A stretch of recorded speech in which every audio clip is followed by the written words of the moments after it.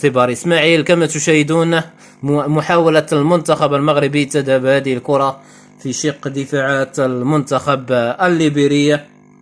نلعب الدقائق الأخيرة مشاهدينا الأفاضل عبر العالم وعلى شاشة القناة الأولى المغربية.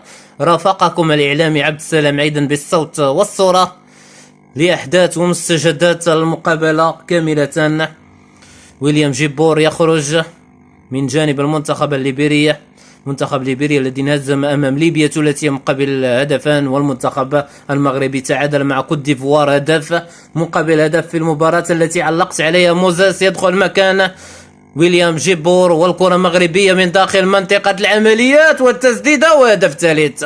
الهدف الثالث للمنتخب المغربي يحقق حاليا، وفي هذه الاثناء المنتخب المغربي ينجح في تسديد هدف ثالث